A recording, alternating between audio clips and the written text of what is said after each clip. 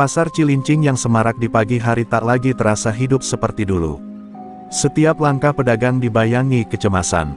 Wajah-wajah yang dulu ceria kini dibalut ketakutan, seolah udara di tempat itu telah diracuni teror yang tak pernah pergi.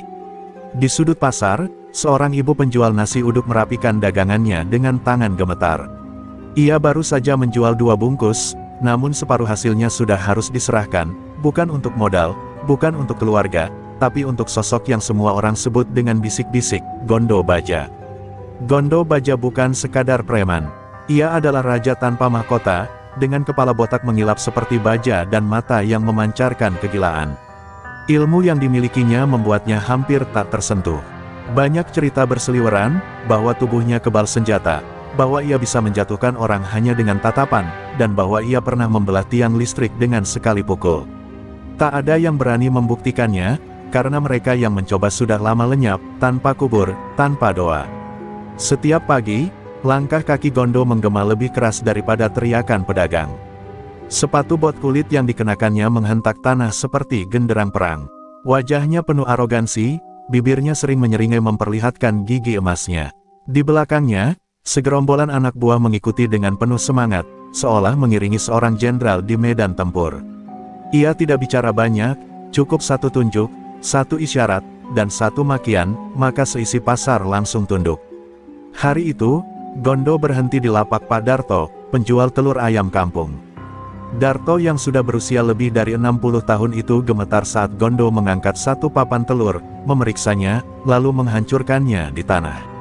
Telurnya busuk, ucap Gondo datar, lalu merogoh uang hasil jualan Darto tanpa ampun. Tak ada yang berani protes. Bahkan suara ayam pun seolah takut berkokok ketika Gondo lewat. Tak jauh dari sana, seorang anak kecil menangis karena ibunya dimarahi Gondo hanya karena lapaknya dianggap terlalu lebar. Gondo menyulut rokoknya, menghembuskan asap ke wajah si ibu, lalu tertawa keras. Tawa itu bagaikan dentuman palu bagi semua yang mendengarnya, menegaskan satu hal, ini adalah wilayah kekuasaan Gondo Baja, dan siapapun yang melawan akan hancur. Pedagang-pedagang lain hanya bisa saling menatap. Ada rasa marah, tapi disimpan rapat-rapat di dalam dada. Mereka pernah melihat apa yang terjadi pada Jamal si tukang buah, yang dulu berani melawan. Sekarang Jamal hanya bisa duduk di trotoar, tangannya cacat, lidahnya keluh. Kata orang, Gondo menghantam dadanya sampai rusuknya patah dan meremas lidahnya seperti kain lap basah. Suatu hari, bisik-bisik mulai terdengar, bahwa akan ada yang baru datang ke pasar. Seorang pemuda pendiam, katanya, penjual kain dari luar kota. Tak banyak yang peduli awalnya, hingga mereka tahu lapaknya berdiri di bagian pasar yang paling dekat dengan zona kekuasaan Gondo. Kasihan, gumam seseorang, pemuda itu belum tahu neraka seperti apa tempat ini. Dan benar saja, pagi itu matahari belum tinggi ketika dari kejauhan, sosok pemuda berjubah hitam dan mengenakan ikat kepala khas Banten terlihat mendorong gerobaknya sendiri. Di dalamnya, gulungan-gulungan kain rapi tersusun. Tatapannya tenang, kakinya mantap melangkah melewati lorong-lorong pasar. Orang-orang menoleh. Beberapa menghela napas, yang lain menggeleng pelan. Mereka belum tahu nama pemuda itu. Tapi satu hal yang pasti, ia baru saja masuk ke wilayah singa lapar yang tak pernah membiarkan mangsanya pergi hidup-hidup. Dan singa itu bernama Gondo Baja. Langkah pemuda itu mantap menjejak tanah pasar yang kotor dan berdebu. Setiap roda gerobaknya berderit lirih, menyisakan jejak di antara kerikil dan sisa sayur busuk. Tatapannya lurus, dingin tapi bersahabat, seolah tak ada yang bisa mengusik ketenangannya. Tak satu pun pedagang berani menyapa. Bukan karena mereka tak ramah, melainkan karena mereka tahu kemana arah gerobak itu bergerak, langsung menuju jantung pasar, ke wilayah yang dikuasai oleh Gondo Baja. Tempat di mana nyawa bisa melayang hanya karena salah bicara. Raka, begitu namanya, memilih lapak kosong di pojok barat pasar, hanya beberapa meter dari bangku tempat Gondo biasa duduk sambil mengawasi pasar seperti dewa kematian. Dengan tenang, ia menggelar terpal, menata kain-kainnya satu persatu, membentangkannya seolah sedang menyiapkan altar. Lurik, batik, hingga tenun badui yang langka ia tata dengan rapi. Gerakannya pelan tapi penuh keyakinan, seperti orang yang tahu apa yang sedang ia hadapi, namun sama sekali tak gentar. Beberapa pedagang tua memperhatikannya dari kejauhan. Salah satunya adalah Mak Iyah, penjual tempe mendoan yang lapaknya tak jauh dari situ. Anak muda itu, berani sekali, gumamnya pada Ujang si tukang tahu. Dia duduk di sarangnya Gondo. Itu bukan keberanian, itu nekat. Ujang hanya mengangguk. Dalam hatinya ia ingin menyapa Raka, memperingatkan agar pergi. Tapi sesuatu dalam diri Raka membuat lidahnya keluh. Bukan karena takut, melainkan karena ada aura yang tak bisa dijelaskan dengan kata-kata. Siang mulai mendekat, gerah dan sesak membungkus pasar. Anak buah Gondo mulai berdatangan. Satu persatu mereka memperhatikan pemuda itu dengan tatapan mencemooh. Salah satu dari mereka, Jalu, preman bertubuh kurus dan bermata sipit, berjalan mendekat dengan gaya congkak. Ia menendang salah satu gulungan kain dan tertawa, "Wih, baru datang udah jualan di sini. Lu pikir ini pasar bebas, ha?" Raka menoleh perlahan, matanya teduh tapi menusuk. "Kalau tempat ini bukan untuk jualan, kenapa disebut pasar?" Tanyanya singkat, tanpa emosi. Jalu terdiam sesaat, seperti tak menyangka pemuda itu berani menjawab. Darahnya mendidih, tangannya mengepal, bersiap menghajar wajah Raka dengan bogem mentah. Namun sebelum pukulan itu mendarat, tubuh Jalu terpental sejauh 3 meter seperti ditarik oleh kekuatan tak kasat mata. Ia menabrak gerobak sayur hingga jungkir balik. Pedagang-pedagang menjerit kecil, mata mereka membelalak. Tidak ada yang melihat Raka bergerak. Tidak ada yang melihat angin. Tapi semua melihat hasilnya, Jalu terkapar dengan wajah pucat, tak bisa bicara, matanya kosong. Kabar tentang kejadian itu menyebar secepat api di ladang kering. Anak buah Gondo yang lain segera mundur dengan wajah bingung. Mereka tak tahu apa yang barusan terjadi. Gondo yang sedang duduk menyaksikan kejadian itu dari jauh hanya mengangkat alis. Bibirnya menyeringai, matanya bersinar liar, menarik, gumamnya, sambil mengisap rokok kretek dan membuang abu ke lantai. "Anak itu mau main, ya, kita main." Raka tetap di tempatnya. Ia tidak menoleh ke arah Gondo. Ia hanya menata kembali kain-kainnya yang tadi tergeser saat Jalu menendangnya. Lalu ia duduk, bersila di atas tikar lusuh, seolah tak terjadi apa-apa. Tapi semua orang di pasar tahu, sesuatu sedang berubah. Dan saat matahari mulai tergelincir ke barat, suasana di pasar Cilincing tak lagi seperti pagi tadi. Ada kekuatan baru yang muncul, tenang, dalam, dan berbahaya. Dan ia kini duduk diam di hadapan singa lapar bernama Gondo Baja. Sore itu, langit Cilincing diselimuti mendung, seolah tahu akan datangnya badai yang bukan dari langit, melainkan dari dua manusia yang membawa api masing-masing di dalam dada. Gondo Baja berdiri dari bangkunya. Anak buahnya yang biasa menuruti tanpa tanya kini ragu melangkah. Mereka bisa merasakan aura aneh dari pemuda penjual kain itu, bukan sekadar keberanian, tapi sesuatu yang membuat kulit merinding tanpa sebab. Gondo menyuruh semua orang menjauh. "Biar gue sendiri yang ajar bocah ini," katanya pelan, namun cukup.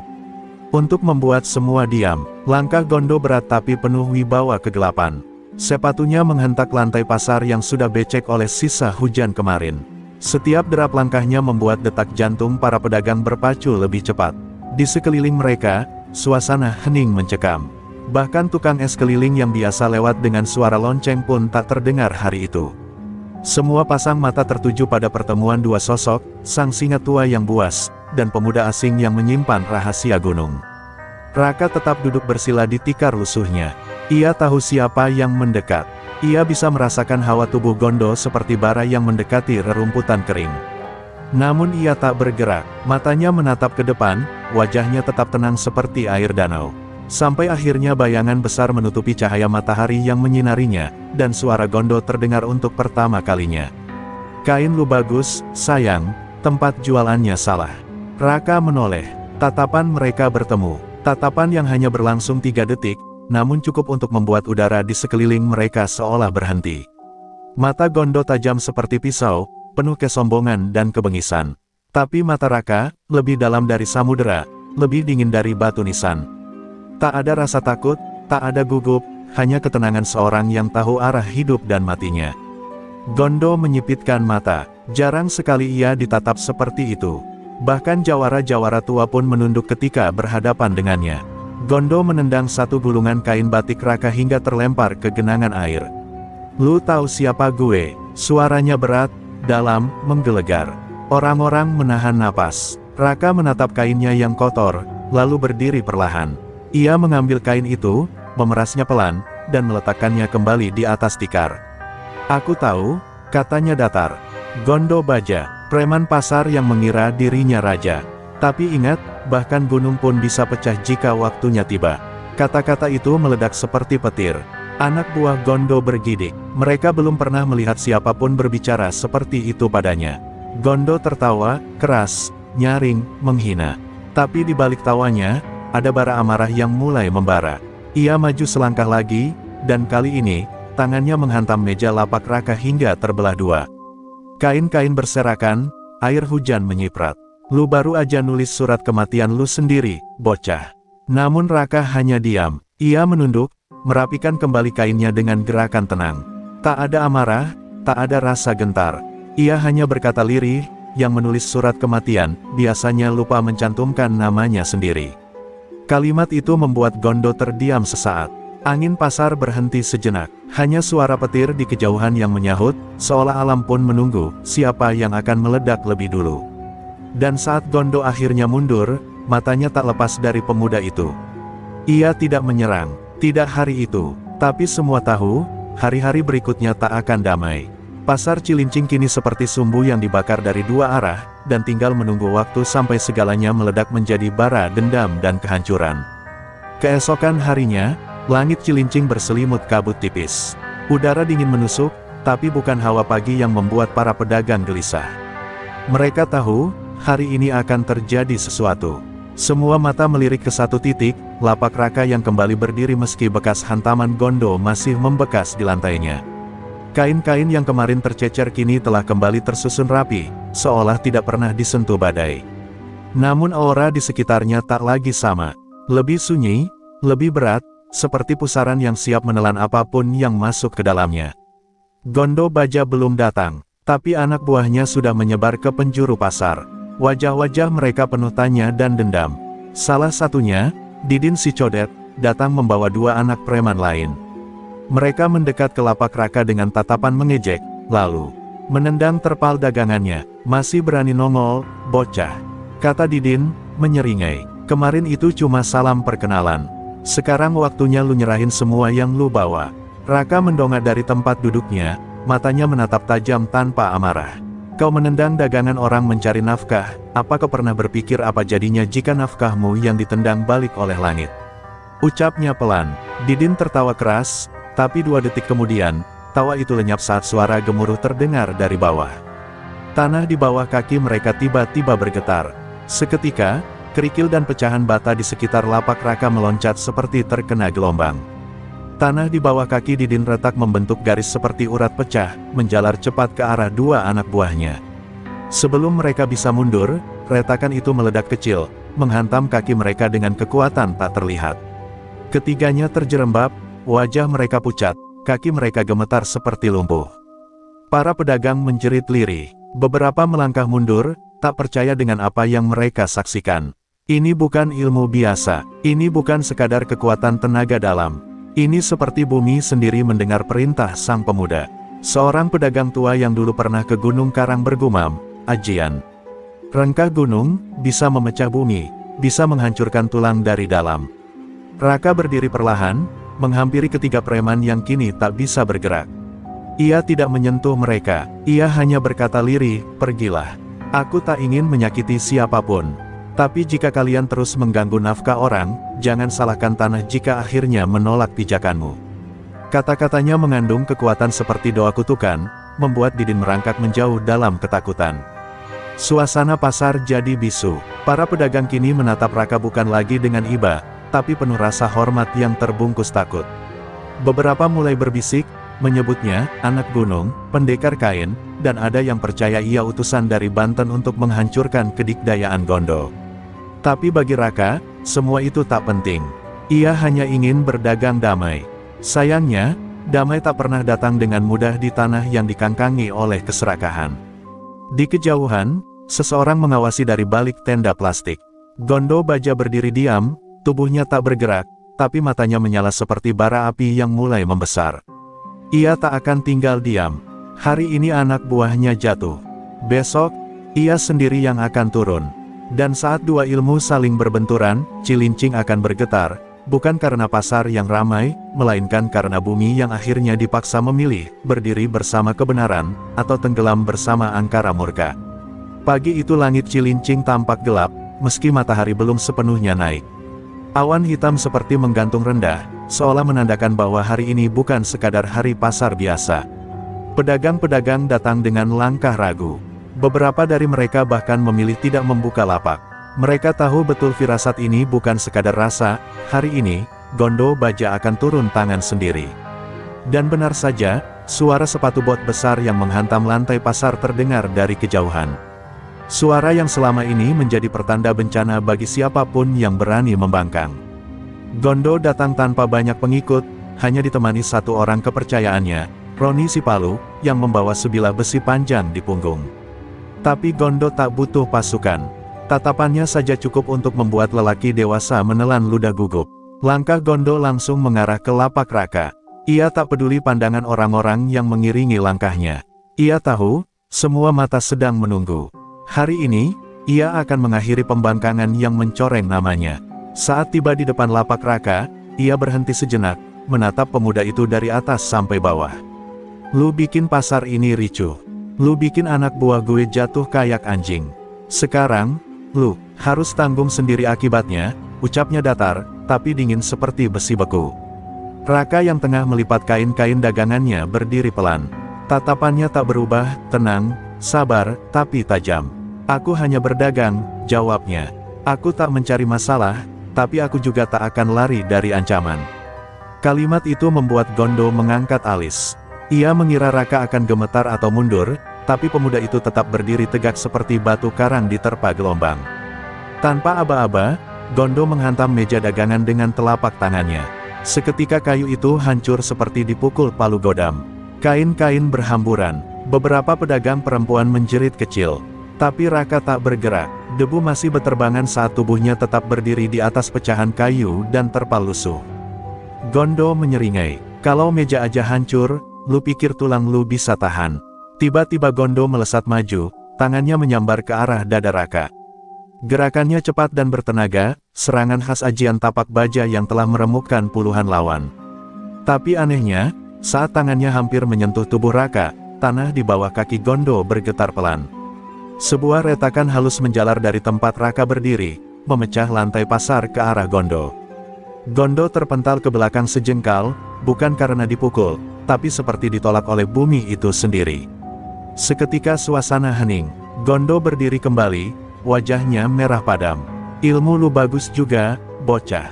Katanya, nadanya berubah menjadi serius. Tapi gue belum keluarin separuh tenaga. Raka hanya menatapnya, lalu duduk kembali dan mulai menata kain-kainnya tanpa berkata sepatah pun. Ia tak perlu membalas dengan kata-kata. Ia tahu, badai besar akan datang. Dan saat badai itu pecah, hanya yang berakar kuat yang akan tetap berdiri. Gondo mundur perlahan, tak menyerang lagi. Tapi bukan karena takut, melainkan karena ia menyadari bahwa pemuda ini bukan lawan biasa. Gue kasih waktu 3 hari, katanya sebelum pergi. Kalau lu masih jualan di sini, bukan lapak lu yang gue hancurin, tapi tubuh lu, dan semua isi pasar ini. Ancaman itu menggantung di udara seperti pedang. Dan seluruh Cilincing tahu, 3 hari ke depan akan menjadi hitungan mundur menuju neraka. 3 hari, waktu yang seharusnya cukup untuk mengemas barang dan pergi jauh dari pasar Cilincing. Tapi pagi itu, hari ketiga sejak ancaman Gondo, Raka masih di sana. Ia menggelar dagangannya seperti biasa, seolah waktu tak pernah bergerak. Para pedagang yang menyayanginya, karena keberanian dan ketenangannya, sudah mencoba memperingatkan. Bahkan Mak Iyah sampai menangis menahannya. Tapi Raka hanya menjawab lembut, jika aku pergi karena diancam, maka aku akan selamanya hidup dalam bayang-bayang ketakutan. Dan hidup seperti itu, bukan hidup. Pasar pagi itu sunyi seperti kuburan. Tak ada teriakan penjual, tak ada suara tawar-menawar. Bahkan tukang sayur langganan pun tak datang. Semua pedagang hanya mengintip dari balik lapak mereka, menanti dentuman yang akan mengguncang pasar. Mereka tahu, Gondo tak pernah berjanji tanpa menepati. Jika ia berkata akan datang, maka ia akan datang seperti badai. Benar saja, menjelang tengah hari, suara sepatu bot dan bentakan menggema di lorong-lorong pasar. Gondo datang bukan sendirian, tapi membawa lebih dari 15 anak buahnya. Semua membawa senjata tumpul, besi, kayu, rantai. Roni si Palu berdiri di barisan depan, wajahnya garang, matanya haus darah. "Bubar, hari ini kita bereskan semuanya," bentak Gondo. Para pedagang hanya bisa menunduk, beberapa bahkan mulai berkemas, takut pasar berubah menjadi medan maut. Tapi Raka masih di tempatnya, duduk di atas tikar, melipat satu lembar kain batik berwarna merah darah. Saat Gondo berdiri di hadapannya, menendang satu gulungan kain sampai nyemplung ke selokan, Raka pun bangkit. "Sudah kubilang, aku tak cari masalah. Tapi kalau tanah ini ingin dipenuhi darah, maka biarlah tanah sendiri yang memutuskan siapa yang layak berdiri di atasnya." Gondo meludah ke tanah. "Cukup bacot lu," teriaknya. Dengan satu isyarat, anak buahnya maju, mengepung Raka dari 4 sisi.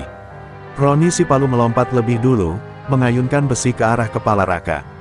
Namun sebelum senjata itu menyentuh, bumi bergetar.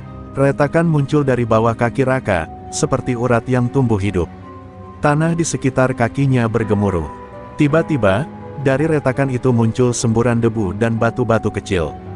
Tanah bergelombang, dan suara seperti perut gunung yang bergemuruh terdengar dari bawah.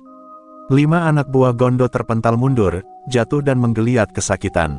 Salah satu dari mereka berteriak panik, kakinya seperti tertarik ke dalam tanah. "Tanah ini hidup, ini bukan manusia biasa," teriaknya. Gondo mundur 1 langkah, matanya membelalak. Ia mulai merasakan tekanan. Napasnya berat, bukan karena takut, tapi karena marah. Sangat marah. Ini lebih dari yang ia duga. Ajian rengkah gunung bukan dongeng. Ia baru saja melihatnya sendiri, ilmu yang mampu membuat bumi berguncang dan menolak keberadaan musuh. Raka kembali duduk di tikarnya. "Aku masih bisa bersabar, Gondo. Tapi kesabaran tanah pun ada batasnya. Jika kau tetap memaksa, maka bukan hanya tubuhmu yang akan retak, tapi seluruh kehormatanmu sebagai manusia." Gondo menatapnya lama, lalu pergi dengan gigi terkatup rapat. Ia tak bicara sepatah kata pun. Tapi di dalam dadanya, amarah telah membara, dan ia bersumpah, ia akan menghancurkan pemuda itu, meski harus memanggil ilmu tergelap yang ia simpan bertahun-tahun. Di balik senyap pasar yang mulai porak-poranda oleh ketegangan, cerita tentang Raka mulai menyebar seperti angin yang membawa rahasia gunung. Pedagang-pedagang berbisik, menyebut namanya dengan campuran kekaguman dan ketakutan. "Anak muda itu bukan orang sembarangan," kata Pak Tardi si penjual kelapa. "Dia pasti keturunan pendekar, mungkin cucu dari murid almarhum Mbah Kalong Karang, yang dulu dikenal punya ajian paling mengerikan di kaki Gunung Karang." Dan dugaan itu tak salah. Di malam yang hening setelah pertarungan tanpa darah itu, Raka duduk di atas atap ruko tua. Matanya memandang langit cilincing yang muram, tapi pikirannya menembus kembali ke masa lalu. Ia teringat akan sosok tua berjubah abu-abu, berjenggot panjang, yang dahulu ia panggil dengan hormat, Guru Satmoko, penjaga ajian rengkah gunung, warisan kuno dari para leluhur tanah Banten. Raka masih ingat bagaimana ia dibawa naik ke dalam hutan berkabut, menuju tempat di mana bumi bersuara dan batu bisa terbelah hanya dengan getaran jiwa. Selama 7 tahun ia digembleng tanpa ampun, tidur di goa dingin, makan dedaunan, dan menahan tubuhnya tertindih batu besar untuk menguatkan saraf-saraf dalam. Guru Satmoko pernah berkata, rengkah gunung bukan ajian untuk menyerang, tapi untuk mengingatkan, bahwa bumi bisa murka saat manusia terlalu congkak. Saat Raka berhasil membelah batu keramat Gunung Karang hanya dengan menjejakkan kaki, barulah gurunya mengizinkannya turun gunung. Gunakan ilmu ini hanya ketika keadilan diinjak. Pesan terakhir Guru Satmoko itu terngiang dalam telinga Raka, seperti nyanyian angin malam. Ia tidak pernah berniat menggunakan ajian itu di pasar. Tapi Gondo memaksanya, dan bumi telah memberi sinyal bahwa batasnya hampir habis. Di tempat lain, Gondo Baja termenung di ruang gelapnya. Wajahnya muram, bukan karena takut, melainkan karena egonya terguncang. Belum pernah ada orang menahannya, apalagi menggagalkan serangannya tanpa menyentuhnya sedikit pun. Ia mengingat ilmu-ilmu yang dulu diturunkan oleh gurunya di pesisir selatan, ilmu tapak baja, kebal balik, dan satu ajian hitam yang pernah dilarang, bala raga, ilmu pemecah tubuh dari dalam. Ia telah bersumpah untuk tak menggunakannya, tapi kini ia mulai tergoda. Gondo tahu, jika ingin mengalahkan pemuda itu, ia tak bisa hanya mengandalkan tenaga. Ia butuh ilmu hitam yang bisa menembus batas kebal dan merusak struktur tubuh lawan dari dalam. Maka malam itu, ia menyalakan dupa dan membuka lembaran kain merah yang berisi rajah dan mantra terlarang. Udara di dalam kamar berubah panas. Keringatnya menetes bukan karena takut, tapi karena panggilan gelap sudah mulai menjalar dalam nadinya. Di Cilincing, angin malam bertiup pelan, membawa bau garam dari laut dan hawa mistis dari dua arah. Orang-orang mulai merasakan bahwa pertarungan ini bukan sekadar soal pasar. Ini adalah tabrakan antara dua kekuatan yang telah dipendam tanah selama puluhan tahun, ajian putih dari gunung melawan ajian hitam dari pesisir selatan. Dan jika keduanya bertarung, bukan hanya pasar yang runtuh, tapi juga segala keseimbangan yang selama ini dijaga oleh alam. Dan di malam yang sunyi itu, Raka memejamkan mata sambil duduk bersila. Ia bisa merasakan getaran halus dari tanah. Bumi berbisik, musuh sedang memanggil sesuatu dari kegelapan. Maka ia berucap pelan, "Guru, izinkan aku memanggil kekuatan terakhir ajian ini. Jika bumi tak mampu lagi bersabar, biar aku yang memecahkan murka itu." Pagi keempat di pasar Cilincing datang dengan udara yang berbeda. Tidak ada kabut, tidak ada angin, hanya kesunyian yang menyesakkan. Burung-burung pun seolah enggan berkicau. Semua pedagang memasang wajah tegang. Mereka tidak tahu apakah hari ini akan menjadi akhir dari ketegangan, atau awal dari kehancuran. Di tengah lapak-lapak yang menggigil, satu titik tetap kokoh berdiri, lapak kain milik Raka, dengan gulungan-gulungan batik dan tenun yang tersusun seperti biasa, seolah badai tak pernah lewat. Tapi mereka tahu, badai itu belum selesai. Dan mereka tak perlu menunggu lama untuk mendengarnya datang. Langkah kaki bergemuruh dari arah utara pasar. Gondo Baja muncul, kali ini mengenakan jubah hitam yang belum pernah ia kenakan sebelumnya. Matanya merah, bukan karena marah, tapi karena tubuhnya telah dipenuhi hawa ilmu hitam. Di belakangnya, hanya 4 orang pengikut. Bukan karena yang lain takut, tapi karena Gondo telah berkata, yang tidak siap melihat darah mengalir, lebih baik pulang. Hari ini, hanya ada satu dari kami yang akan berdiri. Raka berdiri dari duduknya. Ia tahu, peringatan telah usai. Ini bukan lagi tentang lapak atau pemalakan. Ini tentang harga diri, kehormatan, dan benturan takdir. Saat Gondo melangkah ke arahnya, tanah bergetar pelan, seolah bumi sendiri menahan napas. Raka menunduk sebentar, menyentuh tanah dengan telapak tangan. "Maafkan aku, tanah, hari ini, aku tak bisa terus menahanmu." Gondo tertawa lirih, tawa dingin yang membawa hawa kematian. Akhirnya, bocah kain ini siap juga. Ia merentangkan tangan, dan tubuhnya langsung diselimuti aura hitam. Suara-suara aneh terdengar dari balik jubahnya, seperti ratapan roh-roh yang terperangkap. "Ini bukan tapak baja biasa, bocah. Hari ini aku pakai bala raga. Ilmu terlarang, tapi untuk lu, layak gue turunin dari neraka." Raka tak menjawab, ia hanya berdiri, matanya memejam sejenak. Urat-urat di pelipisnya mulai berdenyut. Udara di sekelilingnya menjadi berat, dan tiba-tiba, retakan tanah menyebar dari bawah kakinya, membentuk pola lingkaran seperti mandala sakti. Suara bumi mulai terdengar, gemuruh lembut yang menjalar seperti guntur tertahan. Warga pasar mulai menyingkir, beberapa menjerit, yang lain berdoa. Mereka tahu, ini bukan sekadar perkelahian. Ini duel antara dua kekuatan yang tidak seharusnya dibangunkan. Gondo maju satu langkah, mengayunkan tangan ke arah dada Raka, dan udara seketika meledak. Tapi belum sempat pukulan itu mendarat, sebuah pilar batu melonjak dari tanah, menghantam tangan Gondo dan memantulkannya ke udara. Raka menatap tajam. "Kau bukan melawan aku, Gondo, kau sedang melawan tanah yang sudah muak diinjak oleh kesombongan." Dan suara bumi semakin keras. Batu-batu kecil mulai meloncat, tanah berdenyut, dan langit pun perlahan menghitam. Semua orang tahu, ini bukan lagi soal manusia, ini adalah perseteruan antara dua kekuatan alam yang tak terhindarkan.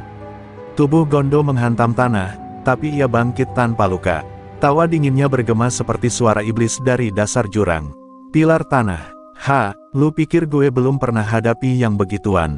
Bala raga gue bukan ilmu tanah, ini ilmu yang merusak dari dalam."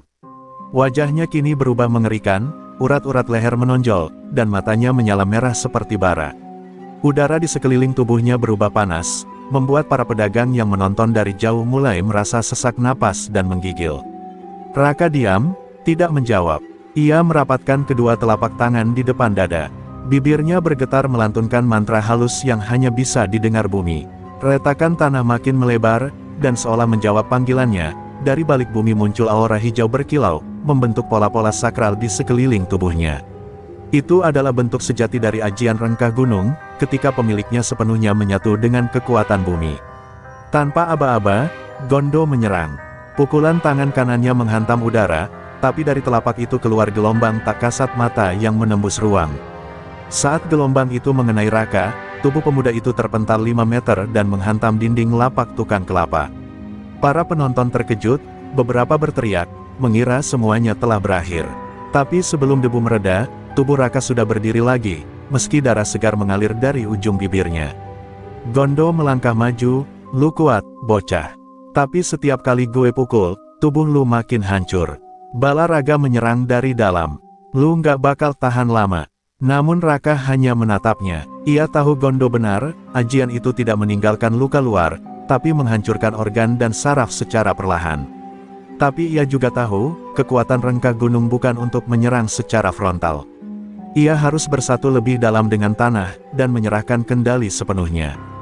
Ia menekuk lutut, lalu menyentuhkan kedua telapak tangannya ke bumi. Suara tanah retak menggema, kali ini lebih dalam, lebih tua, seolah berasal dari perut bumi. Dari bawah tanah, muncul gelombang energi yang merambat ke kaki Gondo. Ia terhuyung, seperti terpeleset di atas tanah hidup. Retakan-retakan mengepungnya dalam lingkaran seperti perangkap. Namun Gondo mengerahkan tenaga, mengangkat kedua tangannya tinggi, dan dari tubuhnya menyembur aura hitam pekat yang membakar tanah di sekelilingnya. Tanah memekik, seperti terluka. Beberapa titik retakan berhenti merambat. Para pedagang kini tak lagi bisa menonton. Sebagian lari, sebagian jatuh pingsan karena hawa tekanan dari dua kekuatan itu makin menyesakkan.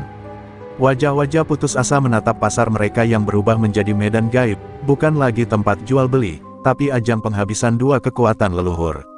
Raka menggigit bibir, tubuhnya mulai melemah. Tapi di dalam jiwanya, suara gurunya bergema, "Jika tubuhmu tak sanggup menahan amarah bumi, biarkan jiwamu yang menjadi salurannya." Karena bumi tidak butuh kekuatan, ia butuh keikhlasan untuk mengalir. Maka dengan segenap napas terakhir, Raka bersila, menutup mata, dan membiarkan tubuhnya menjadi perantara penuh bumi. Getaran mulai muncul, lambat namun stabil, lalu semakin besar, hingga membuat pasar seperti diombang-ambingkan. Gondo terpaku. Untuk pertama kalinya, ia merasa tanah di bawahnya bukan sekadar tanah, tapi makhluk hidup yang bangkit. Ia berusaha melompat, menghindar, tapi tanah di sekelilingnya sudah seperti cairan pekat, menelan kakinya perlahan.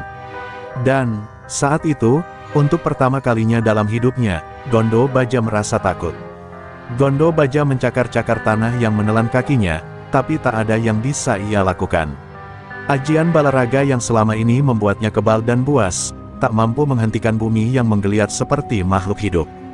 Tubuhnya perlahan tenggelam hingga lutut, dan setiap gerakan hanya membuat tanah makin menyedotnya dalam. Wajahnya memucat, bukan karena takut mati, tapi karena ia menyadari, ia sedang dilawan oleh kekuatan yang jauh lebih tua dari dendam dan ilmu hitam. Raka masih bersila di tengah pasar yang berguncang. Tubuhnya terlihat lemah, tapi wajahnya damai. Ia seperti tak lagi berada di dunia ini, raganya duduk di tikar lusuh, tapi jiwanya telah menyatu dengan urat-urat tanah yang retak. Keringat dingin menetes dari dahinya, namun matanya tertutup rapat. Dari dalam bumi, suara lembut menggema dalam hatinya, "Kau belum selesai, wahai cucu dari tanah Banten. Yang congkak belum belajar, ajarkan ia dengan keadilan, bukan kemarahan." Mendengar itu, Raka membuka mata.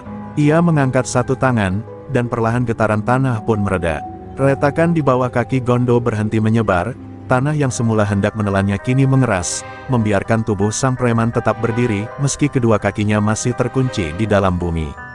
Gondo terengah-engah, matanya menatap Raka, antara bingung, marah, dan takut. Ia belum pernah merasa selemah ini. "Lu, kenapa nggak habisin gue?" Suaranya serak, bukan karena luka, tapi karena ego yang runtuh. Raka bangkit pelan, mendekatinya sambil menyeret kakinya yang mulai berat karena darah di dalamnya mulai bergolak akibat ajian balaraga. Tapi ia tetap berjalan, karena tanah bukan pembunuh, Gondo. Tanah hanya mengingatkan, kalau kau tetap congkak, kelak ia akan membuka tubuhmu seperti lembah terbelah gempa. Pedagang-pedagang mulai kembali mendekat, melihat dari kejauhan. Mereka menyaksikan sesuatu yang tak pernah mereka bayangkan. Gondo Baja berdiri tak berdaya, sementara pemuda penjual kain yang dulu mereka kira hanya orang biasa, kini berdiri seperti penjaga gerbang bumi. Sebagian menangis, sebagian bersimpuh.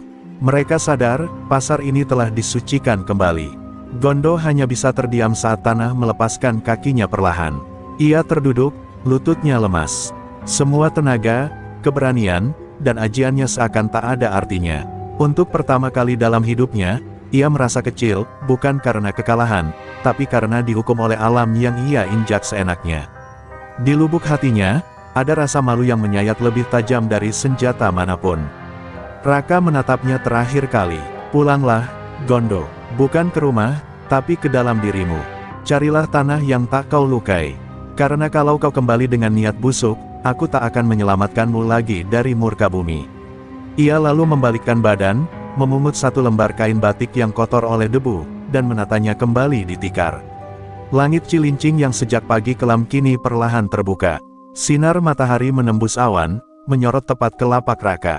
Suara burung kembali terdengar, dan pasar pun mulai hidup kembali.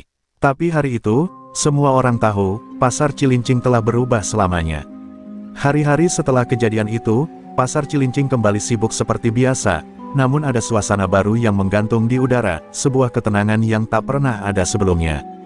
Gondo Baja tak lagi muncul, dan para preman yang dulu biasa mondar-mandir memalak kini seperti ditelan bumi.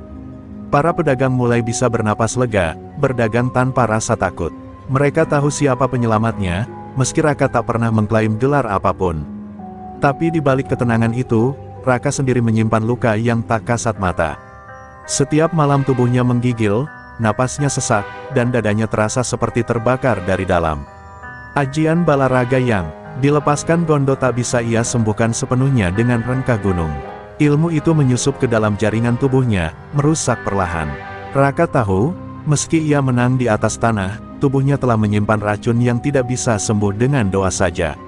Suatu malam, Raka jatuh pingsan di tengah lapaknya. Para pedagang panik, berlarian memanggil pertolongan. Mak Iyah dan Pak Tardi membaringkannya di dalam warung kecil, dan selama 2 hari 2 malam, Raka terbaring tanpa sadar. Di antara sadarnya yang kabur, ia melihat bayangan seorang lelaki tua berjubah abu-abu, Guru Satmoko, datang dalam mimpi dan meletakkan tangan di dada Raka. Bumi telah menolongmu, tapi bukan tanpa harga. Kini kau harus pulang, ke tempat ilmu ini dilahirkan, agar tubuhmu tidak hancur perlahan. Saat Raka siuman, ia tahu satu hal, waktunya di Cilincing hampir selesai. Ia harus kembali ke Gunung Karang untuk menyembuhkan dirinya dan memperkuat kembali akar jiwanya. Tapi ia belum bisa pergi begitu saja. Ia masih merasa bertanggung jawab atas para pedagang yang telah menganggapnya cahaya dalam gelap. Maka ia mendatangi mereka satu persatu malam itu, berpesan lembut dan tegas. Pasar ini milik kalian, jangan biarkan siapapun, mengambilnya lagi dengan ancaman atau ketakutan. Jangan biarkan keberanian hanya lahir dari orang asing. Kalian harus menjadi penjaga bagi tanah ini. Kata-katanya sederhana, tapi menancap dalam. Bahkan Pak Tardi yang keras kepala sampai menangis dan memeluk Raka seperti anak sendiri. Mereka tahu, lelaki muda itu bukan sekadar pedagang, tapi jiwa lama yang diutus untuk membangunkan martabat yang telah lama tertidur. Keesokan paginya, Raka membereskan lapaknya. Ia hanya membawa satu tas kain dan tongkat bambu tua yang selama ini tertutup terpal. Beberapa pedagang mengantarnya sampai ke gerbang pasar. Tak ada upacara, tak ada perayaan, hanya tatapan penuh rasa hormat dan ucapan lirih, hati-hati di jalan, Raka. Ia melangkah perlahan, meninggalkan jejak-jejak tenang yang pernah mengguncang bumi. Dan saat ia menyeberang jalan menuju arah selatan, menuju Gunung Karang, angin berembus lembut, menyapu sisa-sisa debu pertempuran. Di langit, seekor burung elang melintas, seolah menjadi pertanda bahwa satu babak telah selesai, namun babak baru menunggu.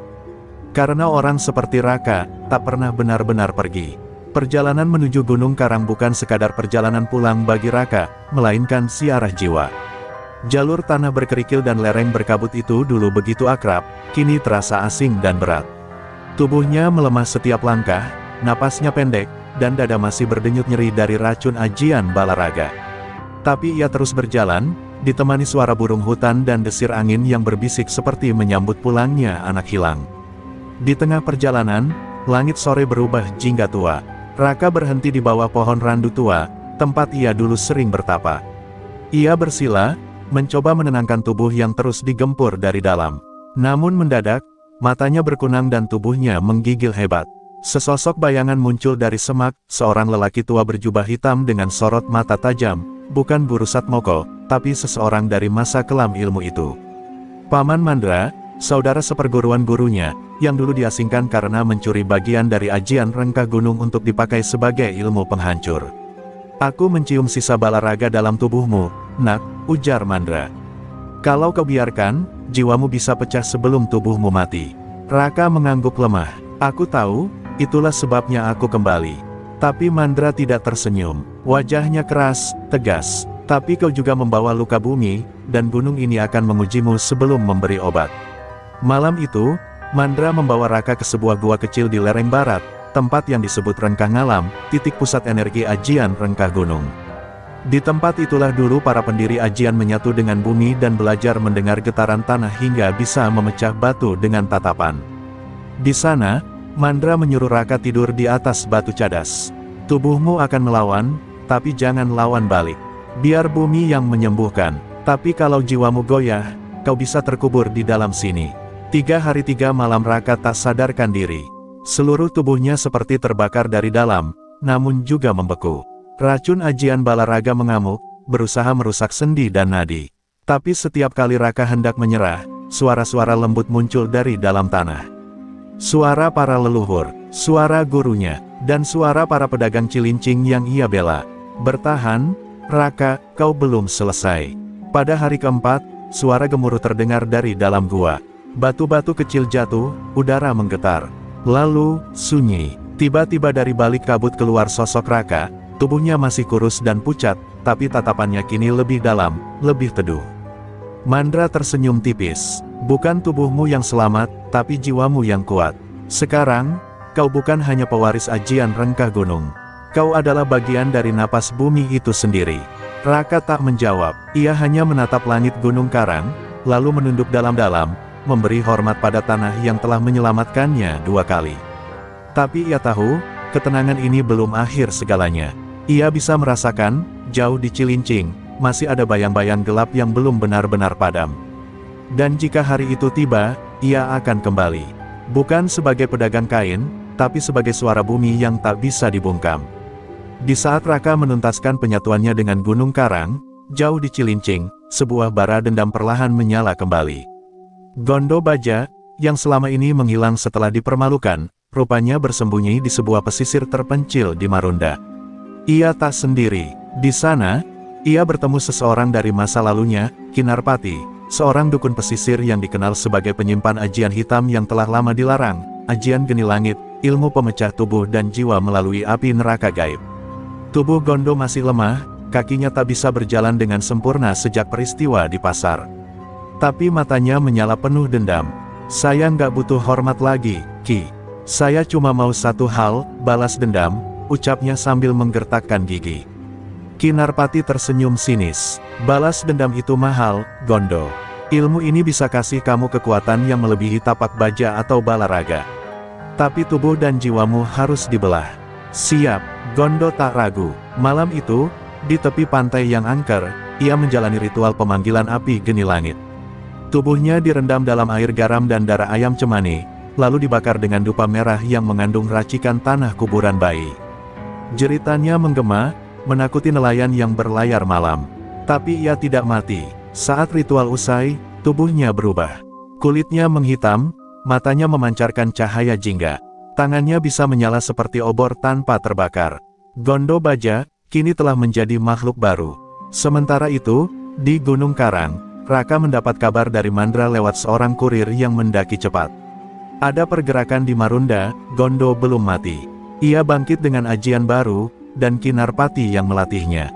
Mendengar itu, Raka tidak terkejut. Ia hanya diam sejenak, lalu berkata lirih, tanah bisa diam, tapi jika api menantangnya lagi, maka bumi akan retak lebih dalam dari sebelumnya. Hari itu juga, Raka pamit kepada Mandra. Ia membawa tongkat bambunya dan satu ikat kain merah, kain terakhir pemberian Guru Satmoko, yang hanya boleh dibuka saat lawan sudah melanggar batas manusia. Kain itu adalah simbol ajian rengka gunung tahap pamungkas, tataru bumi, kekuatan pemecah tanah dan langit secara bersamaan. Namun ilmu itu hanya bisa dipakai sekali seumur hidup. Jika gagal, tubuh bisa hancur tanpa jejak. Saat ia melangkah menuruni Gunung Karang, alam seperti ikut bersiap. Langit bergemuruh perlahan, awan-awan membentuk pusaran tipis. Tanah yang ia pijak terasa hidup, mengikuti arah langkahnya. Ia bukan lagi sekadar pemuda penjual kain. Ia telah menjadi wakil bumi. Dan bumi tahu, saat api membakar tanpa kendali, hanya tanah yang bisa memadamkannya dengan murka yang adil. Di kejauhan, Cilincing terlihat redup di balik kabut. Tapi Raka tahu, kota itu sedang menunggu. Bukan menunggu pahlawan, tapi menunggu benturan kedua kutub, api yang hendak membakar segalanya, dan tanah yang bersumpah tidak akan membiarkan 1 inci pun diinjak tanpa hormat. Hari itu, Cilincing diliputi cuaca aneh. Langit mendung, tapi angin membawa hawa panas menyengat. Beberapa warga pasar merasakan tanah di bawah kaki mereka menghangat, seperti bara yang tersimpan di dalam perut bumi. Pasar kembali lengang. Pedagang yang sempat kembali berjualan memilih tutup lebih awal. Mereka mendengar kabar, Gondo Baja telah kembali, dan kali ini, bukan sebagai manusia biasa. Di ujung gang pasar, langkah kaki terdengar berat, namun mantap. Tubuh Raka muncul dari balik kabut.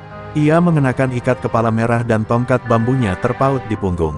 Tak ada kata-kata, tak ada teriakan. Hanya tatapan semua orang yang berkumpul diam, menyaksikan sang penjaga tanah kembali menapaki medan yang dulu ia selamatkan. Saat kakinya menyentuh lantai pasar, getaran halus terasa di udara. Bumi mengenalinya, ia telah pulang. Tak lama, dari arah barat, angin kencang membawa aroma hangus. Atap-atap seng berdenting karena hawa panas. Lalu muncullah Gondo Baja, bukan seperti dulu, tapi seperti jelmaan api neraka. Tubuhnya menghitam, matanya jingga menyala, dan dari tangannya menyembur nyala kecil seperti obor yang menyala tanpa bahan bakar. Ia berdiri di hadapan Raka, senyum sinisnya membelah wajah. Lu pikir tanah bisa kalahin api? Ha!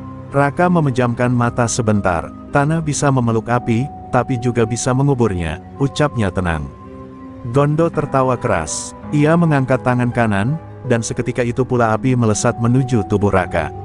Namun sebelum menyentuh, tanah di bawah kaki Raka membentuk dinding batu setinggi dada, menyerap api itu seolah-olah bumi menelannya bulat-bulat. Gondo menyipitkan mata. Lu udah berkembang, bocah, tapi gue bukan Gondo yang dulu. Dari telapak tangan Gondo muncul pusaran api berbentuk spiral, menyala dengan suara mendesis. Ia melompat tinggi dan menghantamkan pusaran itu ke arah Raka. Ledakan terjadi, suara bergemuruh membelah udara, dan tanah di sekeliling mereka terlempar hingga puluhan meter. Pasar berguncang, atap-atap roboh. Tapi dari dalam debu tebal, berdiri Raka, terengah-engah, bajunya sobek, tapi matanya masih menyala penuh kendali. Ia tahu, ini waktunya membuka ikatan terakhir. Raka mengeluarkan kain merah yang diselipkan di pinggang.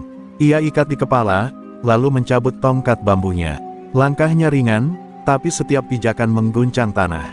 Ia mulai membacakan mantra tua, mantra dari ajian Tataru Bumi, ajian terakhir warisan Gunung Karang yang tak pernah digunakan selama ratusan tahun. Saat mantranya rampung, tanah mulai membentuk pola lingkaran besar di bawah kakinya. Udara mendadak padam, api Gondo mengecil, bahkan angin pun berhenti berhembus. Gondo mundur satu langkah, matanya membelalak. Ia bisa merasakan bahwa kekuatan Raka kini bukan berasal dari tubuh, tapi dari inti bumi itu sendiri. Lu gila, desisnya. Tapi Raka hanya menatapnya tanpa amarah. Aku bukan melawan kamu, Gondo. Aku sedang menjaga bumi dari amarahmu yang membakar segalanya, bahkan yang tak bersalah. Dan di saat itu, benturan terakhir pun mendekat. Tanah dan api bersiap saling melumat, bukan untuk unjuk kuasa, tapi untuk menentukan siapa yang layak bertahan di atas bumi Cilincing yang pernah disakiti. Kali ini, tak ada tempat untuk yang setengah hati. Pertarungan itu tak lagi menyerupai duel manusia. Saat Gondo melemparkan pukulan berselimut api ke arah Raka, langit seolah ikut terbakar. Lidah-lidah api memanjang seperti ular neraka, melumat udara dan membakar udara menjadi bara. Tapi tanah merespons. Dari bawah kaki Raka, tanah memunculkan pagar-pagar batu tajam yang menahan lidah api itu sebelum menyentuh kulitnya. Suara dentuman keras menggema, membuat genteng-genteng rumah warga terlepas dari tempatnya. Raka tak tinggal diam. Dengan tongkat bambu yang kini menyala dengan cahaya kehijauan, ia menghentakkan ujungnya ke tanah. Dalam sekejap, retakan berbentuk lingkaran meluas dari tempatnya berdiri, menjebak Gondo di tengah pusaran. Gondo terkejut saat tanah di bawahnya berputar pelan, seperti hendak menelannya hidup-hidup. Tapi ia berteriak keras, dan semburan api keluar dari seluruh pori tubuhnya, membakar retakan-retakan itu dan membuatnya tetap berdiri di tengah pusaran bumi. Aku nggak akan kalah dari tanah. Tanah cuma diam, tapi api membakar jalan untuk menang. Teriak Gondo, dan ia melompat tinggi, kedua tangannya terangkat, menyatu dalam satu pukulan besar dari langit. Dari telapak tangannya, lahirlah tombak api langit, ajian pamungkas dari Kinarpati yang selama ini disimpan untuk membelah gunung.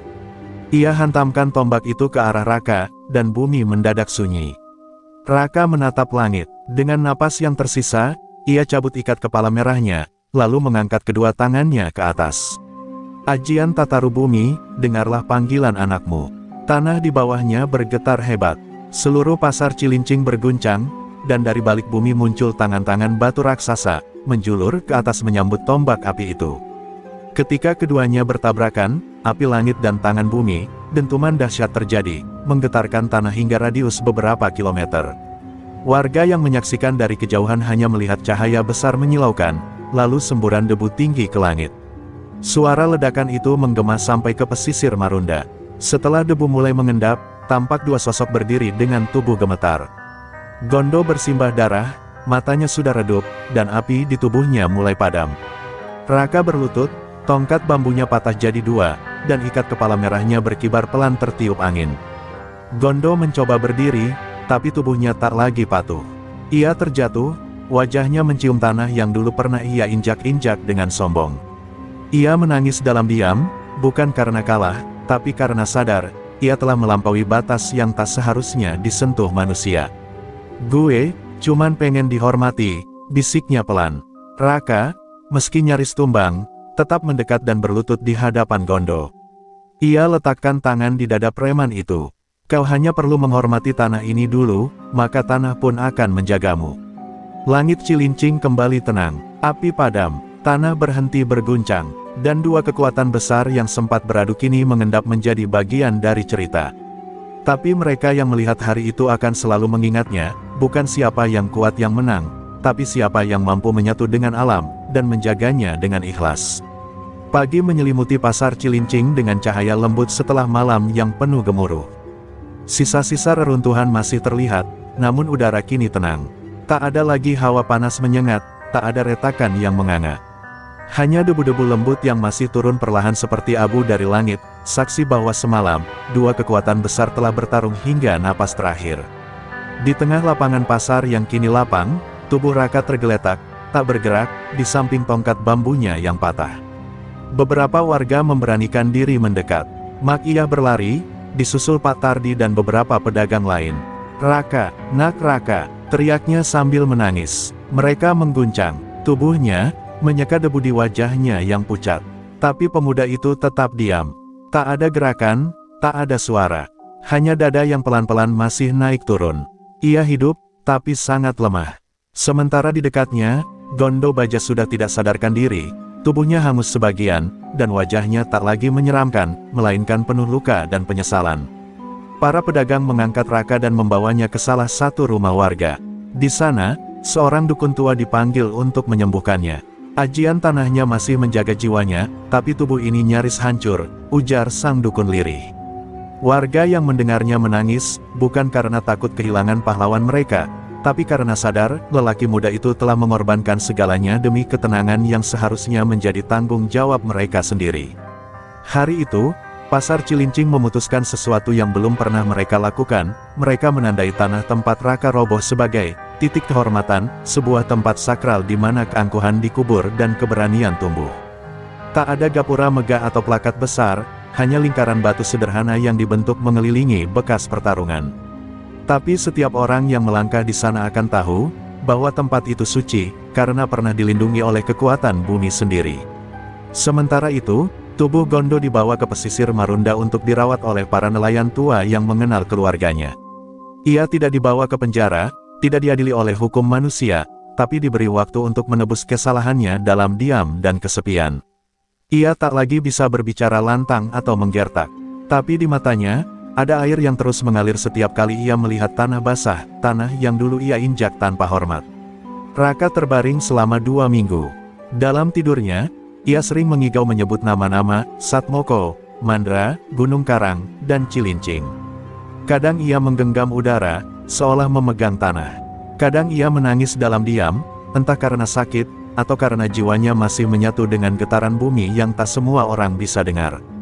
Tapi satu pagi, ketika sinar matahari menyentuh wajahnya, ia membuka mata perlahan, dan senyum tipis menghiasi wajahnya yang pucat.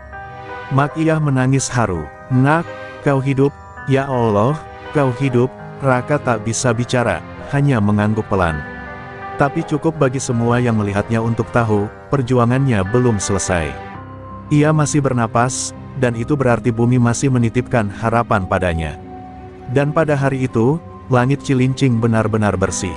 Untuk pertama kalinya dalam waktu yang lama, tak ada pemalakan, tak ada ancaman, tak ada teriakan kekuasaan. Hanya suara tawa anak-anak kecil, aroma rempah dari lapak Mak Iyah, dan langkah para pedagang yang berjalan dengan punggung tegak. Karena mereka tahu, tanah mereka kini telah bangkit. Seminggu setelah Raka siuman, suasana pasar Cilincing benar-benar berubah. Lapak-lapak kembali berdiri, tapi kini tidak lagi dipenuhi wajah was-was. Para pedagang saling menyapa dengan senyum, dan anak-anak kecil yang dulu takut keluar kini berlarian di antara gang-gang sempit pasar. Di tengah pasar, titik kehormatan dirawat dengan sangat hati-hati. Setiap pagi, warga menaburkan bunga di sekitarnya sebagai bentuk syukur dan pengingat akan perjuangan yang pernah mengguncang bumi itu. Raka kini bisa duduk di kursi bambu di beranda rumah Mak Iyah. Wajahnya masih pucat, tubuhnya belum pulih sepenuhnya, tapi sorot matanya jernih. Ia tak banyak bicara, tapi saat seorang anak kecil mendekat dan bertanya, "Abang Raka, kalau aku besar nanti bisa jaga pasar ini juga?" Ia tersenyum dan mengangguk pelan. Di matanya, harapan itu tumbuh, bukan pada ajian sakti, tapi pada keberanian generasi baru yang lahir dari kesadaran. Sementara itu, Gondo Baja telah dipulangkan ke rumah masa kecilnya di pesisir. Tubuhnya lumpuh dari pinggang ke bawah, dan kini hanya bisa duduk di kursi roda. Namun anehnya, tak satu pun warga mendendam. Justru banyak yang diam-diam menjenguknya, membawa makanan, atau sekadar berbagi cerita. Karena mereka tahu, Gondo telah dihukum lebih dari cukup, oleh tanah yang pernah ia tantang sendiri.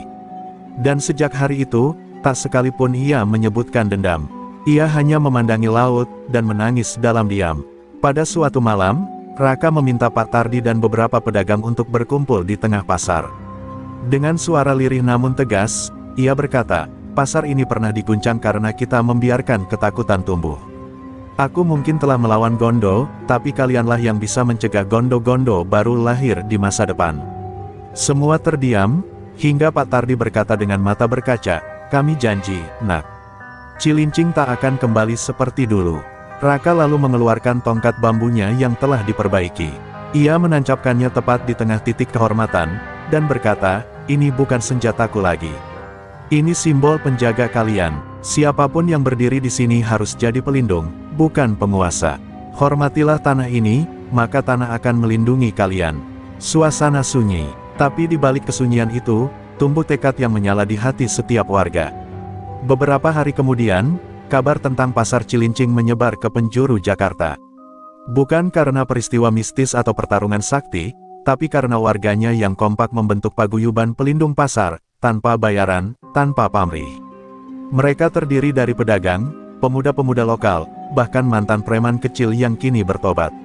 Semua bersumpah menjaga pasar agar tetap damai dan adil. Raka pun tahu, waktunya di Cilincing hampir selesai. Ia bukan bagian dari kejayaan, tapi dari awal baru yang harus tumbuh tanpa ketergantungan pada kekuatan gaib. Suatu pagi, ia berpamitan diam-diam. Hanya Mak Iyah yang tahu. Ia membawa satu kain batik tua dan tongkat kayu biasa, tanpa aura, tanpa ajian. Tapi tanah seolah tetap memberi restu. Langkahnya ringan, menyatu kembali dengan bumi yang pernah ia selamatkan. Dan ketika ia menghilang di balik keramaian pelabuhan kecil, angin pagi bertiup lembut menyapu pasar. Di tengah titik kehormatan, tongkat bambu milik Raka berdiri tegak. Bukan sebagai lambang kekuatan, tapi sebagai penanda bahwa bumi pun tahu siapa yang pernah menjaganya dengan jiwa. Bulan berganti, musim berlalu, dan pasar Cilincing menjadi cerita hidup yang banyak dibisikkan dari mulut ke mulut.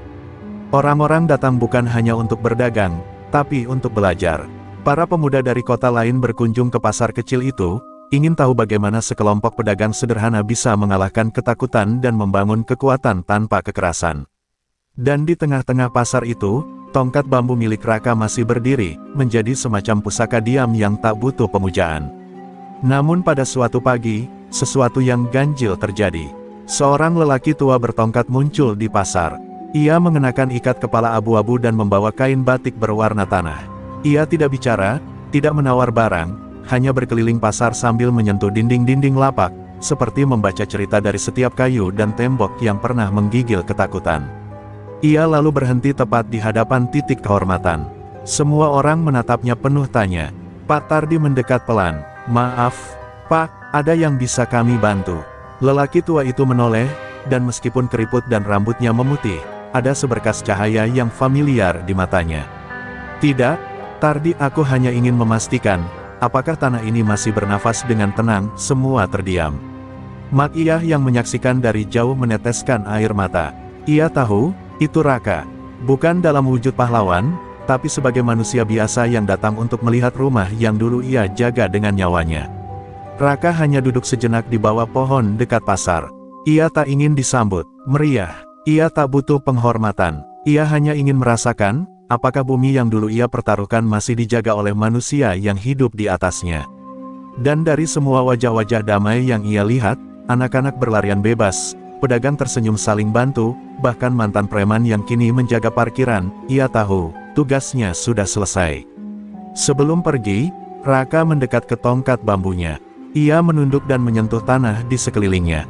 Dengan suara lirih, hampir tak terdengar, ia berbisik, "Aku titip kalian, pada kalian sendiri." Lalu ia tinggalkan sehelai kain batik coklat, simbol tanah dan keteduhan, yang ia bawa sejak pergi dari Gunung Karang, dan menggantungkannya di tongkat itu sebagai penanda akhir dari jejaknya. Saat ia berjalan menjauh dari pasar untuk terakhir kalinya, tak ada satupun warga yang berani mengucap kata perpisahan. Mereka hanya menatap punggungnya yang perlahan hilang di telan keramaian kota. Tapi di hati mereka, ada satu suara yang bergema pelan, ia tidak pergi, ia hanya kembali menjadi bagian dari tanah. Dan dengan itu, cerita Raka dan pasar Cilincing menjadi legenda. Bukan legenda tentang kesaktian, tapi tentang manusia biasa yang memilih menjaga, bukan menguasai. Tentang tanah yang bisa bicara, jika ada yang mau mendengarkan. Dan tentang keberanian, yang tidak selalu berwujud pukulan, tapi kadang justru hadir dalam diam, doa, dan kesetiaan pada bumi tempat kita berpijak.